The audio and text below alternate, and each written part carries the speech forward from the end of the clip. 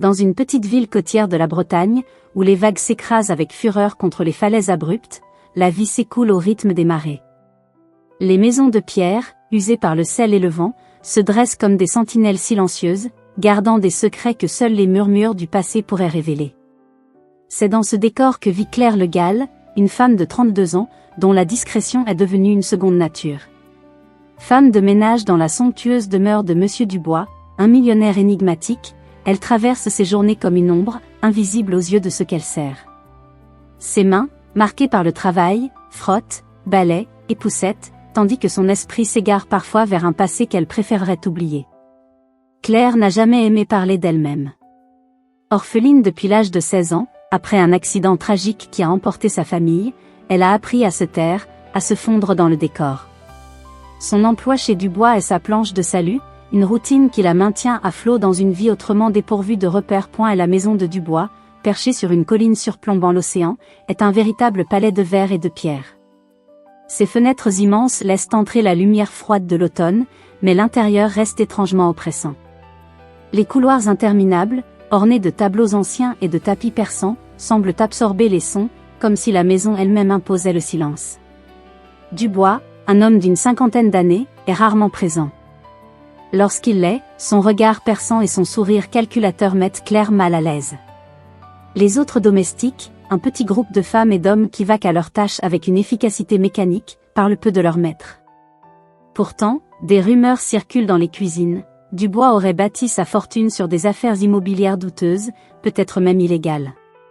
Certains murmurent qu'il n'est pas l'homme qu'il prétend être, mais personne n'ose poser de questions. Claire, quant à elle, préfère éviter les commérages. Elle se concentre sur son travail, nettoyant chaque recoin de la maison avec une minutie presque obsessionnelle. Mais il y a un endroit qu'elle n'a jamais exploré, le grenier. Une porte massive, verrouillée par un cadenas rouillé, se trouve au bout d'un escalier étroit au dernier étage. Paul, le gardien de la propriété, un homme robuste au visage marqué par des années de méfiance, lui a formellement interdit d'y monter. Personne n'y va, a-t-il grogné un jour, son regard planté dans le sien comme un avertissement. Claire n'a jamais aimé Paul. Il y a quelque chose dans sa façon de la surveiller, de rôder autour d'elle lorsqu'elle travaille, qui la met sur ses gardes. Pourtant, ce jour-là, alors que la pluie tambourine contre les fenêtres et que la maison est inhabituellement silencieuse, une curiosité inexplicable s'empare d'elle. Peut-être est-ce l'ennui, ou peut-être une intuition plus profonde, un écho de son passé qui la pousse à agir. Elle pose son balai contre un mur, jette un coup d'œil autour d'elle pour s'assurer que personne ne la voit, et grimpe l'escalier menant au grenier. Chaque marche craque sous ses pas, comme si la maison elle-même protestait contre son intrusion. Arrivée devant la porte, elle hésite. Son cœur bat plus vite, et une voix dans sa tête lui ordonne de faire demi-tour. Mais ses doigts, comme mus par une force étrangère, sortent une épingle de ses cheveux et commencent à trifouiller le vieux cadenas. Elle n'a jamais forcé une serrure auparavant, mais elle a vu son frère le faire, des années plus tôt, lorsqu'ils étaient enfants et qu'ils s'amusaient à explorer des hangars abandonnés. Après quelques minutes d'effort, un clic retentit. La porte s'ouvre dans un grincement sinistre, révélant un escalier encore plus étroit, plongé dans l'obscurité. Claire allume la lampe de poche qu'elle garde toujours dans sa poche, un réflexe de prudence, acquis après des années à travailler dans des maisons où l'on ne sait jamais ce qui peut arriver. Le faisceau lumineux éclaire des toiles d'araignées épaisses et des piles de vieux meubles recouverts de draps poussiéreux. L'air est lourd, saturé d'une odeur de moisi et de renfermé. Elle avance lentement, ses pas résonnant sur le plancher. C'est alors qu'elle l'entend, un sanglot étouffé, faible mais distinct, venant du fond du grenier. Son sang se glace. Elle dirige la lampe vers la source du bruit et découvre une silhouette recroquevillée contre un mur. Un garçon, âgé d'une dizaine d'années, est assis là, les poignets et les chevilles enchaînés à un anneau de fer scellé dans la pierre. Ses vêtements sont sales, ses cheveux en bataille, et ses joues sont striées de larmes. Il lève les yeux vers elle, terrifié, et murmure un mot, « Julien », Claire sent son estomac se nouer. Elle s'agenouille près du garçon, son esprit s'emballant. Qui est-il? Pourquoi est-il ici? Et surtout, qui a pu faire une chose pareille? Elle tente de le calmer, posant une main tremblante sur son épaule. « Je m'appelle Claire », dit-elle doucement. « Je vais t'aider. » Mais les chaînes sont solides, et elle n'a rien pour les briser. Julien, à peine capable de parler, lui jette un regard suppliant. Il va revenir, murmure-t-il, sa voix brisée par la peur. Claire comprend qu'il parle de quelqu'un, peut-être Dubois, peut-être Paul. La panique monte en elle. Elle ne peut pas laisser ce garçon ici, mais elle ne peut pas non plus l'emmener sans risquer d'être découverte. La porte du grenier se referme soudain dans un claquement, la faisant sursauter. Elle se précipite vers la sortie, mais la poignée refuse de tourner. Elle est enfermée, son souffle s'accélère. Elle frappe la porte, appelle à l'aide, mais personne ne répond. La maison, si vaste, semble maintenant une prison. Elle retourne auprès de Julien, essayant de garder son calme. « Ne t'inquiète pas », lui dit-elle, bien que sa propre voix tremble. « On va sortir d'ici. » Elle fouille le grenier à la recherche d'un outil, d'une barre de fer, de n'importe quoi pour briser les chaînes. C'est alors qu'elle remarque une vieille malle dans un coin, à moitié dissimulée sous un drap. En l'ouvrant, elle trouve des vêtements d'enfant, des jouets cassés, et une photographie jaunie. L'image montre Dubois, plus jeune, aux côtés d'une femme souriantée. D'un garçonnet qui ressemble étrangement à Julien. Le dos de la photo porte une inscription, été 2015, avec Élise et Julien. Le cœur de Claire s'arrête. Julien est-il le fils de Dubois? Et si oui, pourquoi est-il enchaîné comme un prisonnier? Elle range la photo dans sa poche, déterminée à en apprendre plus. Mais le temps presse. Elle entend des pas dans l'escalier. Quelqu'un vient. Elle attrape une vieille planche de bois, prête à se défendre si nécessaire. La porte s'ouvre lentement, et la silhouette massive de Paul apparaît dans l'embrasure. « Qu'est-ce que tu fais ici ?» grogne-t-il, son regard passant de Claire à Julien. Elle sent son sang se glacer, mais elle redresse les épaules, refusant de montrer sa peur. « J'ai trouvé ce garçon, » dit-elle, sa voix plus ferme qu'elle ne l'aurait cru. « Expliquez-moi ce qui se passe. » Paul plisse les yeux, un sourire inquiétant se dessinant sur ses lèvres. « Tu n'aurais pas dû monter ici, Claire. » Il avance d'un pas, et elle resserre sa prise sur la planche. Mais avant que la situation ne dégénère, une voix féminine retentit derrière Paul. « Laisse-la, Paul. » C'est Sophie, la jeune cuisinière de la maison, une femme d'une vingtaine d'années au visage doux mais aux yeux perçants. Paul se retourne, visiblement agacé, mais obéit et recule. Sophie s'approche de Claire, posant une main apaisante sur son bras. « Viens, on va parler. » « Mais pas ici. » Claire suit Sophie à contre-cœur, laissant Julien derrière elle, le cœur lourd. Dans la cuisine, loin des oreilles indiscrètes, Sophie lui parle à voix basse. « Tu ne comprends pas dans quoi tu viens de mettre les pieds, » murmure-t-elle. « Cette maison, elle cache des choses que tu n'es pas prête à affronter. » Claire, encore sous le choc, brandit la photo trouvée dans le grenier. Qui est Julien? Et pourquoi est-il enchaîné? Sophie pâlit, mais ne répond pas directement. Écoute-moi, Claire. Si tu veux rester en vie, fais comme si tu n'avais rien vu. Mais Claire secoue la tête. Elle ne peut pas ignorer ce qu'elle a découvert. Pas après tout ce qu'elle a perdu dans sa propre vie. Elle pense à son frère, à sa mère, à tous ceux qu'elle n'a pas pu sauver. Cette fois, elle refuse de fermer les yeux. Sophie soupire, comme si elle portait un poids trop lourd. D'accord, dit-elle enfin. Mais si tu veux des réponses, il faudra être prudente. Dubois n'est pas celui qu'il semble être. Et Paul, il ferait n'importe quoi pour lui. Claire hoche la tête, son esprit bouillonnant de questions. Qui est la femme sur la photo? Pourquoi Julien est-il prisonnier? Et quel rôle joue Sophie dans tout cela? Alors qu'elle retourne à son travail, feignant la normalité, elle sent le regard de Paul peser sur elle. La maison, autrefois un simple lieu de travail, est devenue un labyrinthe de secrets. Et Claire, qu'elle le veuille ou non, est maintenant au cœur du mystère. Claire descendit l'escalier étroit menant du grenier, chaque pas résonnant comme un écho de sa propre peur. La maison de Monsieur Dubois, autrefois un simple lieu de travail, semblait maintenant vibrer d'une énergie menaçante, comme si ses murs eux-mêmes conspiraient contre elle. L'image du garçon enchaîné, Julien, hantait son esprit, ses yeux pleins de larmes et son murmure fragile, « Il va revenir », tournait en boucle dans sa tête.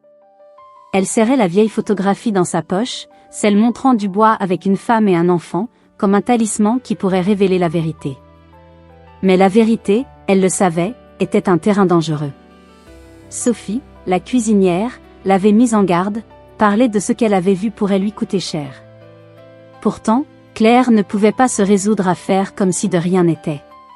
Pas après avoir vu Julien, pas après avoir senti cette douleur familière, celle de l'impuissance face à l'injustice, qui la ramenait à son propre passé. Dans la cuisine, l'odeur du pain frais et des herbes flottait, mais l'atmosphère était lourde.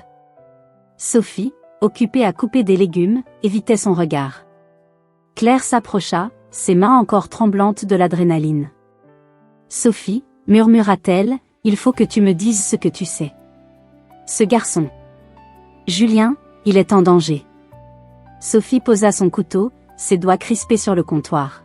« Claire, tu ne comprends pas, répondit-elle à voix basse, jetant un coup d'œil vers la porte pour s'assurer que personne n'écoutait.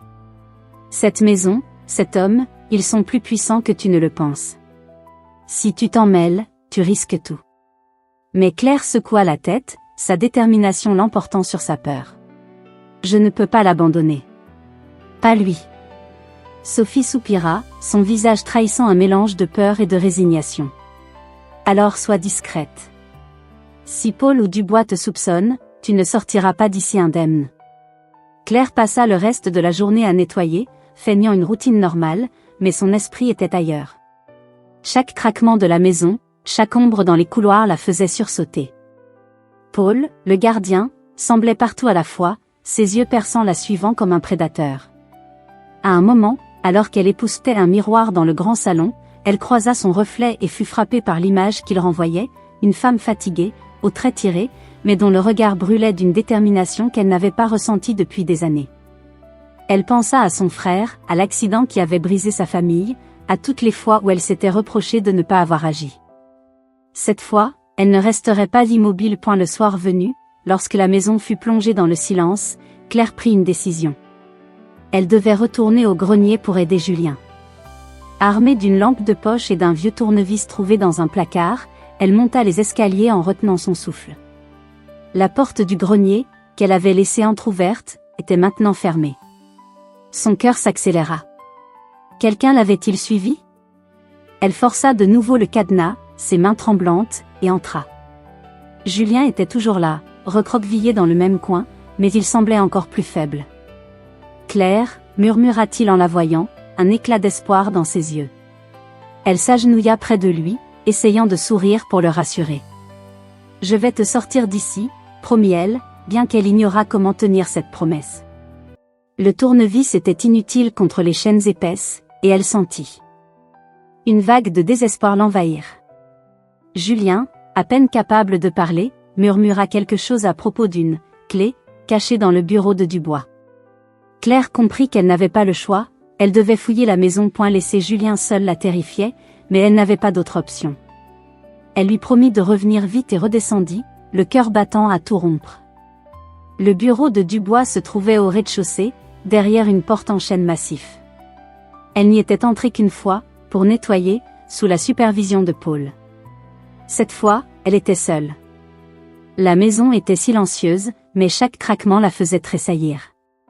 Elle tourna la poignée, soulagée de constater que la porte n'était pas verrouillée. À l'intérieur, le bureau était un sanctuaire d'ordre et de luxe, un bureau en acajou, des étagères remplies de livres reliés de cuir, une odeur de cire et de tabac. Claire fouilla les tiroirs, ses mains tremblantes renversant des stylos et des papiers. Elle trouva des contrats immobiliers, des relevés bancaires, mais rien qui ne mentionna Julien.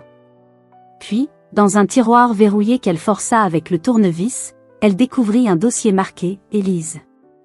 À l'intérieur, des lettres, des photos, et un acte de naissance, Julien Dubois, né en 2015. La femme sur la photo du grenier, Élise, était la mère de Julien. Mais où était-elle maintenant? Et pourquoi Dubois gardait-il son propre fils enchaîné? Un bruit dans le couloir la fit sursauter. Elle glissa le dossier sous sa blouse et se précipita vers la porte, juste à temps pour voir Paul entrer. « Qu'est-ce que tu fais ici ?» grogna-t-il, son ton menaçant. Claire, prise de panique, inventa une excuse. « Je cherchais un chiffon pour nettoyer. J'ai cru en avoir laissé un ici. » Paul plissa les yeux, visiblement peu convaincu, mais il ne l'empêcha pas de sortir. Elle sentit son regard peser sur elle alors qu'elle s'éloignait, son cœur battant si fort qu'elle craignait qu'il ne l'entende point. De retour dans la cuisine, Claire trouva Sophie en train de ranger. Elle ne put s'empêcher de lui parler du dossier. « Sophie, j'ai trouvé quelque chose. Julien est le fils de Dubois. Et il y a une femme, Élise, sa mère. Tu sais quelque chose à ce sujet ?» Sophie blêmit, ses mains s'immobilisant. « Claire, arrête. Tu ne sais pas dans quoi tu t'embarques. » Mais Claire insista. « Si tu sais quelque chose, dis-le-moi. Ce garçon souffre. » Sophie ferma les yeux, comme si elle luttait intérieurement. Puis, à voix basse, elle murmura, « Élise était l'associée de Dubois. Ils étaient proches, très proches. Mais elle a disparu il y a 5 ans. Personne ne sait ce qui lui est arrivé. Certains disent qu'elle a trahi Dubois, qu'elle voulait révéler ses secrets. » Claire sentit un frisson la parcourir. « Et Julien ? Pourquoi est-il enfermé ?» Sophie secoua la tête. « Je ne sais pas tout. Mais Dubois est impliqué dans des choses sombres. Si tu continues à fouiller, tu vas attirer l'attention de gens bien plus dangereux que lui. » Cette nuit-là, Claire ne dormit pas. Elle repensait à tout, Julien, Élise, les documents, les avertissements de Sophie. Elle se sentait déchirée. Une partie d'elle voulait courir à la police, mais elle savait que sans preuves solides, personne ne la croirait. Dubois était un homme influent, respecté dans la ville. Et Paul ? Paul semblait prêt à tout pour protéger son maître. Elle pensa à son propre passé, à l'accident qui avait emporté sa famille. Elle n'avait pas pu les sauver, mais elle pouvait sauver Julien. Cette pensée la galvanisa. Le lendemain, elle décida de confronter Dubois directement. C'était risqué, mais elle n'avait plus le choix. Elle trouva Dubois dans son bureau, en train de lire un journal. Il leva les yeux lorsqu'elle entra, son regard perçant la transperçant. « Claire, dit-il calmement, vous semblez troublée. Quelque chose ne va pas ?» Elle prit une profonde inspiration, serrant la photo dans sa poche. « J'ai vu le garçon dans le grenier. Julien. Pourquoi est-il là ?» Le visage de Dubois resta impassible, mais une lueur froide passa dans ses yeux. « Vous êtes entré dans le grenier ?» demanda-t-il, sa voix dangereusement douce. Claire hocha la tête, refusant de reculer. « C'est votre fils, n'est-ce pas ? Pourquoi le gardez-vous enchaîné ?» Dubois posa son journal, se leva et s'approcha d'elle. « Vous êtes une femme intelligente, Claire. Mais vous posez des questions dangereuses. » Il fit une pause, puis ajouta, « Julien, un problème. Un problème que je gère à ma manière. Mais je peux vous offrir une solution. Partez. Quittez cette maison, et je vous donnerai assez d'argent pour recommencer ailleurs. » Claire sentit la colère monter en elle. « Vous pensez que je vais abandonner un enfant pour de l'argent ?» Dubois sourit, un sourire sans chaleur. « Tout le monde a un prix, Claire. Réfléchissez-y. » Il tourna les talons, la laissant seule dans le bureau. Mais ces mots résonnaient dans sa tête. Était-elle vraiment prête à tout risquer pour Julien ? Et si Sophie avait raison ? Et si Dubois n'était qu'une partie d'un réseau plus vaste, plus dangereux ? Elle retourna au grenier cette nuit-là, déterminée à trouver la clé dont Julien avait parlé. Mais lorsqu'elle arriva, le garçon avait disparu. À sa place, sur le sol poussiéreux, elle trouva une note griffonnée. « Ne cherche pas, ou tu seras la prochaine. » Son sang se glaça. Elle se tourna vers la porte, s'attendant à voir Paul ou Dubois, mais il n'y avait personne. Elle courut à la cuisine, où Sophie était encore là, en train de ranger. « Julien est parti !» s'écria-t-elle, brandissant la note. Sophie sembla paniquer, mais ses yeux trahissaient autre chose, une culpabilité. « Claire, j'ai dû leur dire que tu avais trouvé le garçon. Il menaçait ma famille. » Claire recula, choquée. « Tu m'as trahi ?» Sophie baissa les yeux. « Je n'avais pas le choix. Mais écoute-moi, il y a un entrepôt, à la périphérie de la ville. C'est là qu'ils l'ont emmené. » Claire sentit une vague de colère et de peur l'envahir. Elle n'avait plus confiance en Sophie, mais elle n'avait pas d'autre piste. Elle prit une lampe de poche et un manteau, déterminée à trouver Julien, quoi qu'il en coûte point. Alors qu'elle quittait la maison, la pluie recommençait à tomber, noyant la ville dans un voile gris. L'entrepôt se dressait à l'horizon, une silhouette sombre et menaçante. Claire ignorait ce qu'elle y trouverait: Julien, un piège, ou quelque chose de bien pire. Mais une chose était certaine, elle ne pouvait plus faire marche arrière. La pluie tombait en rideaux épais, transformant le chemin menant à l'entrepôt en un bourbier glissant. Claire avançait, le cœur battant, sa lampe de poche perçant à peine l'obscurité. Chaque pas semblait l'entraîner plus loin dans un cauchemar dont elle ne savait pas si elle sortirait indemne. La note trouvée dans le grenier, « Ne cherche pas, ou tu seras la prochaine », pesait comme une menace dans son esprit, mais l'image de Julien, enchaîné et terrifié, la poussait à continuer. Elle ne pouvait pas l'abandonner, pas comme elle avait l'impression d'avoir abandonné sa propre famille des années plus tôt. La trahison de Sophie, qui avait révélé à Dubois ce qu'elle avait découvert, brûlait encore dans sa poitrine, mais elle n'avait pas le temps de s'attarder sur la colère. L'entrepôt se dressait devant elle, une structure massive et délabrée, ses fenêtres brisées comme des yeux vides scrutant la nuit. Claire s'approcha prudemment, éteignant sa lampe pour ne pas attirer l'attention. Le vent hurlait, masquant les bruits de ses pas sur le gravier. Elle trouva une porte latérale entr'ouverte, rouillée mais accessible. En la poussant, un grincement aigu déchira le silence, et elle se figea, retenant son souffle. Rien. Elle entra, l'odeur de moisi et d'huile rance envahissant ses narines. À l'intérieur, l'entrepôt était un labyrinthe de caisses empilées, de machines abandonnées et de toiles d'araignée. Elle avança, ses yeux s'adaptant à la pénombre, cherchant un signe de Julien. Un murmure étouffé lui parvint soudain, venant d'un coin éloigné. Elle s'approcha, le tournevis qu'elle avait pris dans la maison serré dans sa main comme une arme dérisoire. Là, dans une cage improvisée faite de palettes et de chaînes, elle trouva Julien.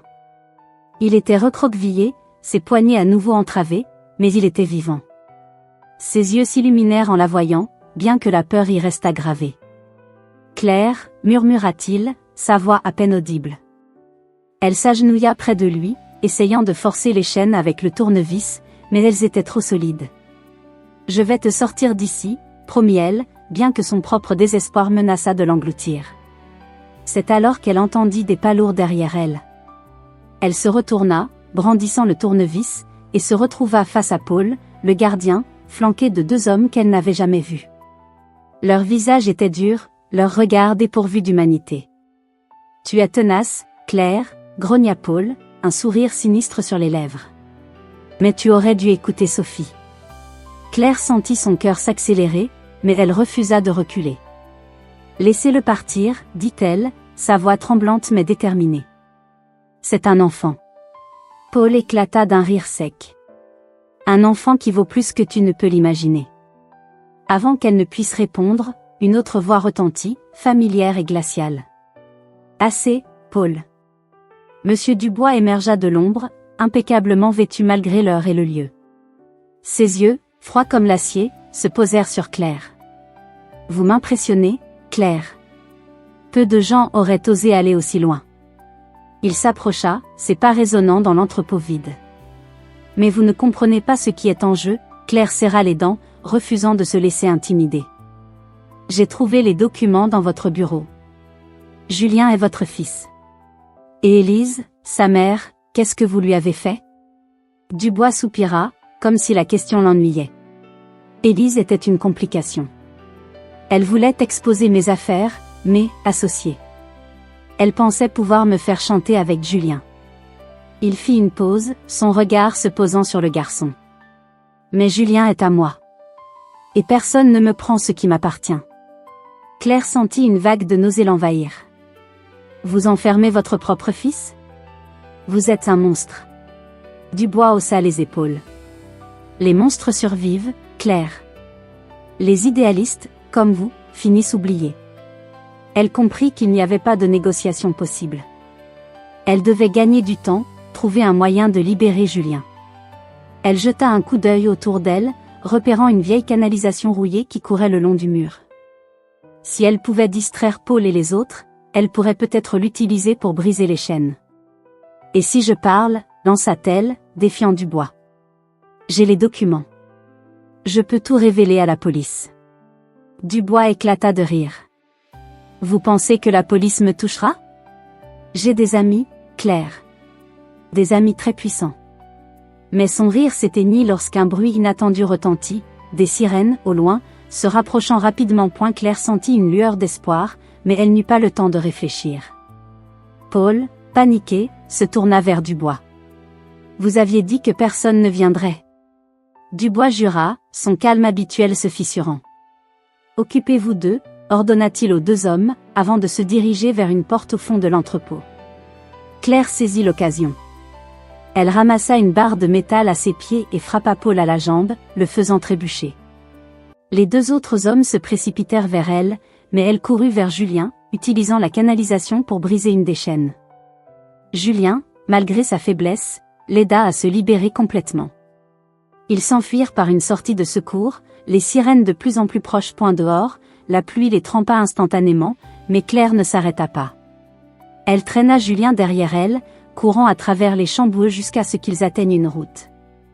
Une voiture de police apparut, et Claire agita les bras, désespérée. Les officiers les firent monter à l'arrière, et elle raconta tout, le grenier, les chaînes, les documents, Dubois. Julien, blotti contre elle, restait silencieux, mais ses tremblements s'apaisaient peu à peu.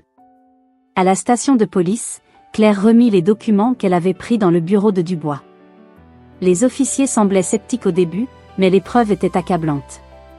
Une équipe fut envoyée à l'entrepôt, où ils arrêtèrent Paul et l'un des hommes de main. Dubois, cependant, avait disparu. Alors que l'aube pointait, Claire et Julien furent conduits dans une petite salle d'attente. Un officier leur apporta du thé chaud, et Julien, pour la première fois, esquissa un sourire timide. « Merci », murmura-t-il. Claire sentit les larmes lui monter aux yeux, mais elle les ravala. Elle avait sauvé Julien, mais une question la hantait, où était Dubois? Et Sophie, où était-elle passée? Elle repensa à la trahison de la cuisinière, à ses mots dans la cuisine. Sophie avait dit qu'elle n'avait pas le choix, qu'elle protégeait sa famille. Mais quelque chose dans son regard, dans sa façon d'agir, suggérait qu'elle cachait plus que cela. Quelques heures plus tard, un officier revint avec des nouvelles troublantes. Les documents trouvés dans le bureau de Dubois révélaient un réseau de corruption impliquant des hommes d'affaires, des politiciens locaux, et même des officiers de police. Mais ce n'était pas tout. Une lettre, trouvée dans l'entrepôt, portait la signature d'Élise. Elle n'était pas morte. Elle avait été forcée de disparaître, menacée par Dubois et ses associés, mais elle avait laissé des indices, espérant que quelqu'un les trouverait. Claire sentit un frisson la parcourir. Élise était peut-être encore en vie, cachée quelque part, attendant le moment de revenir pour son fils. Alors que Julien était pris en charge par des services sociaux, Claire reçut une visite inattendue. Sophie se tenait dans l'embrasure de la porte, ses yeux rougis par les larmes. « Claire, je suis désolée, dit-elle, sa voix brisée. J'ai essayé de t'arrêter pour te protéger. Dubois, il m'avait promis de laisser ma sœur tranquille si je faisais ce qu'il voulait. » Claire la regarda, partagée entre la colère et la pitié. « Tu aurais dû me faire confiance, répondit-elle froidement. Sophie baissa les yeux. « Je sais. Mais il y a autre chose. Élise, elle m'a contactée il y a 1 an. Elle m'a demandé de veiller sur Julien. Je ne pouvais pas faire grand-chose, mais j'ai essayé. Elle tendit à Claire une enveloppe. Elle m'a donné ça, au cas où quelqu'un découvrirait la vérité. » Claire ouvrit l'enveloppe, les mains tremblantes. À l'intérieur, une adresse griffonnée sur un bout de papier, et une note, « Si tu lis ceci, trouve-moi. Julien a besoin de moi. » Claire sentit son cœur se serrer. Élise était vivante, mais où? Et pourquoi Sophie avait-elle attendu si longtemps pour révéler cela? Elle regarda la cuisinière, cherchant des réponses dans son regard, mais Sophie se détourna et quitta la pièce sans un mot de plus. Les jours suivants furent un tourbillon. Dubois fut officiellement recherché, mais les autorités soupçonnaient qu'il avait fui le pays. Julien fut placé dans une famille d'accueil temporaire, et Claire, épuisée, retourna dans sa petite chambre en ville. Elle ne pouvait pas s'empêcher de penser à Élise, à l'adresse dans l'enveloppe. Elle savait qu'elle devrait la transmettre à la police, mais une partie d'elle voulait la trouver elle-même, pour s'assurer que Julien retrouverait sa mère. Elle passa des nuits à tourner et retourner la note dans ses mains, repensant à tout ce qu'elle avait traversé. La maison de Dubois, autrefois un lieu de travail, était maintenant scellé, ses secrets exposés au grand jour. Mais Claire savait que certains mystères restaient irrésolus. Un matin, elle prit une décision. Elle monta dans un train, Julien à ses côtés, une autorisation temporaire des services sociaux en poche. L'adresse menait à un petit village de pêcheurs, à plusieurs heures de route. Lorsqu'ils arrivèrent, ils trouvèrent une maison modeste, presque cachée derrière des pins. Une femme ouvrit la porte, c'est très fatigué mais familier. C'était Élise. Julien se précipita dans ses bras, et Claire, pour la première fois depuis longtemps, sentit un poids quitter ses épaules. Élise la remercia, les larmes aux yeux, mais refusa de révéler où elle s'était cachée ou pourquoi. Moins tu en sais, mieux c'est, murmura-t-elle. Claire quitta le village, laissant Julien avec sa mère. Dans le train du retour, elle sentit une paix fragile s'installer en elle.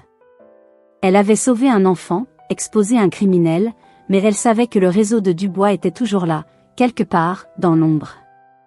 Lorsqu'elle fouilla dans son sac pour prendre son billet, elle trouva une nouvelle enveloppe, glissée là sans qu'elle s'en rende compte. À l'intérieur, un simple mot, merci. Pas de signature, mais Claire reconnut l'écriture d'Élise. Elle sourit, mais une question persistait, avait-elle vraiment échappé aux ombres de cette affaire, ou la suivrait-elle toujours ?